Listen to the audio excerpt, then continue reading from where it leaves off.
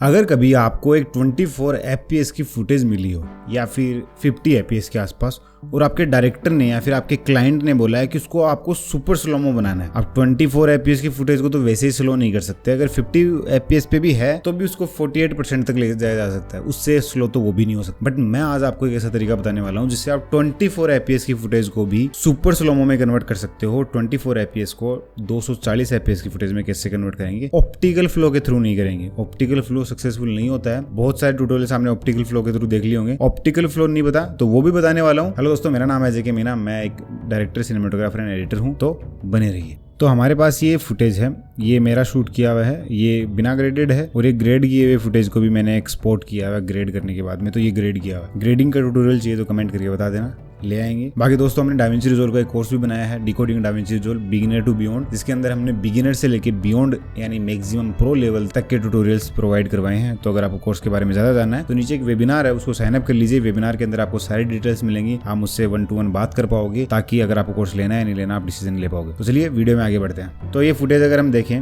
इसको हम ड्रैग कर लेते हैं यहाँ पे। तो ये हमारे पास फुटेज है। अगर आपको ऑडियो सुनना है तो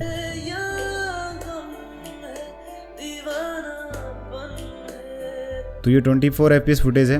अगर आपको इसका मेटा डेटा देखना है तो ये आप देख सकते हो 24 FPS DNF HRXQ में मैंने इसको एक्सपोर्ट किया है। ठीक है, ये अच्छा खासा फॉर्मेट होता है, मतलब ठीक है। इसको हम 24 FPS की फुटेज को 240 में कैसे कन्वर्ट करेंगे? मतलब हमें 10% तक ले जाना है, 10 गुना स्लो करना है। तो हम इतनी बड़ी क्लिप को तो नहीं करेंगे, तो हम एक बार के लिए यहाँ तक ले लेते हैं। ठीक है, यहाँ से मैं क्रॉप कर देता हूँ। अगर मैं इसको पहले बेसिक से तरीके से स्लो करते हैं, जैसे हम स्पीड चेंज करेंगे, यहाँ पे चेंज स्पीड एंड 10%। ठीक है, अब हम प्ले करके देखते हैं इसको। ऑडियो बंद कर देते हैं। अब अगर हम इसको प्ले करते हैं तो ये बेसिकली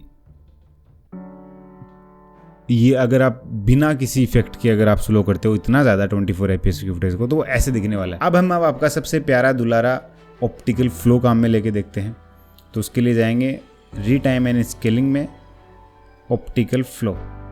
ठीक है, आप प्ले करके देखते हैं फुल स्क्रीन। तो बहुत स्मूथ लग रहा है अभी भी, बट आप अभी ये नोटिस करोगे, अभी ये थोड़ा मेरा पीसी का लेग हो रहा है, तो मैं 1 मिनट में रेंडर कैसे चालू कर देता हूँ ताकि थोड़ा सा, हाँ चलो चालू है, स्मार्ट पे है, तो ये रेंडर हो जाए।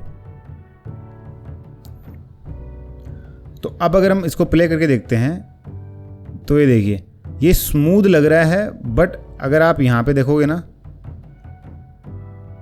ये ऐसे कुछ इफेक्ट से बन रहे हैं, ये बिल्कुल भी अच्छा नहीं लग रहा। प्रोफेशनल तो बिल्कुल नहीं लग रहा। अगर आपको टाइम पास करना है तो आप इफेक्ट काम में ले लो ऐसे, बट ये देखो, अगर हम यहाँ पे जूम करके देखते हैं,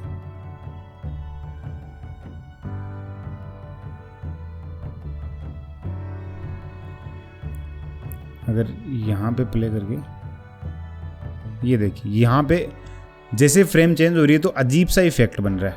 तो इसका सॉल्यूशन क्या है? तो देखो, डाविंची रिजॉल्व जैसे कि मैंने बताया बहुत एडवांस सॉफ्टवेयर है, बाकी सॉफ्टवेयर से तो लाख गुना बढ़िया है। तो इसका सॉल्यूशन यहीं पे है। यहाँ पे ऑप्टिकल फ्लो ही हम चालू रखेंगे, बट ऑप्टिकल फ्लो में मोशन एस्टिमेशन में हम एक, इसके अंदर बहुत सारे ऑप्शन है, जिनमें से सबसे जो नीचे जो ऑप्शन है वो आपके पीसी के लिए सबसे ज़्यादा हेवी रहेगा, बट वो आपके पीसी पे सबसे ज़्यादा अच्छे तरीके से भी काम करेगा। मतलब वो इफेक्ट पे ज़्यादा अच्छे तरीके से काम करेगा, बट इफेक्ट पे अच्छे काम करने के लिए उसको कंप्यूटर पे ज़्यादा लोड डालना पड़ेगा। तो जो सबसे नीचे वाला है वो सबसे हाईएस्ट जीपीयू आपका कंज्यूम करेगा, तो आपका पीसी डेफिनेटली स्लो हो जाएगा। ये एक ऐसा इफेक्ट नहीं है जो आप हर फुटेज पे लगा के बैठ जाओ कि यार चलो 24 FPS का फुटेज पूरा शूट कर लेते हैं, देखेंगे स्पीड वॉर पे लगा देंगे एडिट में, तो वो मत कर देना। ये इफेक्ट है इमरजेंसी में काम में लेने के लिए, कि आपके पास ऑप्शन ही नहीं है इस प्रोजेक्ट में, तो आपके से हो गई गलती, 24 FPS पे शूट हो गया, अब क्या करें? तो वहां पे आपको काम में लेना है सबसे जो अच्छा ऑप्शन है वो है यहाँ पे स्पीड वॉर्प। अब जैसे आप स्पीड वॉर्प अप्लाई करोगे ना, यहाँ देखो ये रेड हो गया है,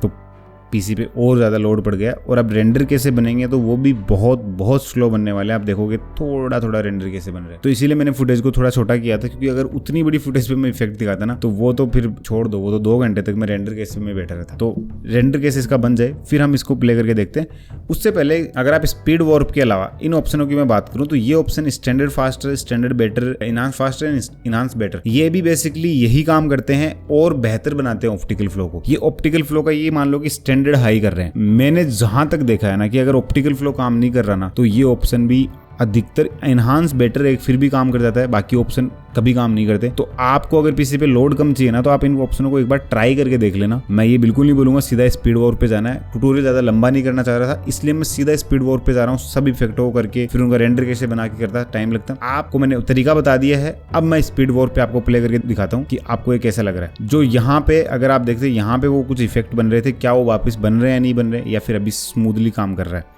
रेंडर कैसे बन चुके हैं। अब हम प्ले करके देखते हैं कि क्या अभी ये प्रॉपर काम कर रहा है। तो ये देखिए, ये जो फेस पे ब्लर आ रखा है ना ये भी शूट के टाइम का ब्लर है। इस इफेक्ट ने प्रॉपर आप देखोगे ना ऐसे लग रहा है कि आपने सीरियसली 240 fps पे शूट किया। ऐसा कहीं पे भी नोटिस नहीं हो रहा आपको बिल्कुल भी कि यार ये तो फेक है कुछ, प्रॉपर स्मूथ। और अगर हम यहीं पे ऑप्टिकल फ्लो देख रहे थे तो अब हम साइड बाय साइड दोनों को कंपेयर करके देखने वाले हैं। तो दोस्तों मैंने अभी दोनों रेंडर कर लिए हैं, हम दोनों को अब देखते हैं। रिवील इन फाइंडर, ये है ऑप्टिकल फ्लो वाला जिसमें आप यहां पे देख सकते हो कैसे अजीब से इफेक्ट से बन रहे हैं। और वहीं पे ये है स्पीड वॉर्प वाला जिसके अंदर कहीं पे कोई भी जिटर, कोई भी मोशन ब्लर कुछ नहीं आ रहा। जो चेहरे पे ब्लर है वो शूट के टाइम पे है। अगर मैं आपको ये फुटेज विदाउट एनी इफेक्ट दिखाता हूं, अगर यहाँ पे आप इस फुटेज को देखोगे तो यहाँ पे भी अगर आप नोटिस करोगे तो चेहरे पे ब्लर ऑलरेडी है, ठीक है। तो इस सीन के अंदर ब्लर है, वो वहां पे वो ब्लर क्रिएट नहीं हो रहा है। तो अगर आप साइड बाय साइड पे देखोगे तो आप बिल्कुल प्रॉपर तरीके से नोटिस कर पाओगे कि ऑप्टिकल फ्लो से कितना ज्यादा बेहतर तरीके से इस टूल ने हमारी हेल्प की है। तो अगर आपकी कभी इमरजेंसी में फंस जाओ तो इस टूल को काम में लो। बाकी पीसी पे प्रेशर ज्यादा बनाएगा, अगर प्रेशर झेल सकता है आपका पीसी, हाई एंड पीसी है तो बिल्कुल काम में लीजिए। बाकी वीडियो यहाँ तक देखने के लिए थैंक यू सो मच दोस्तों। अगर डाविंची रिजॉल्व का कोर्स लेना तो लिंक डिस्क्रिप्शन में, वेबिनार ज्वाइन कीजिए। डाविंची रिजॉल्व का कोर्स आप डिस्काउंटेड प्राइस पे वेबिनार के अंदर ले सकते हैं। बाकी डायरेक्ट बाय करना है तो ajkmeena.com पे जाके भी आप बाय कर सकते हो। थैंक यू सो मच दोस्तों, हैव ए नाइस डे।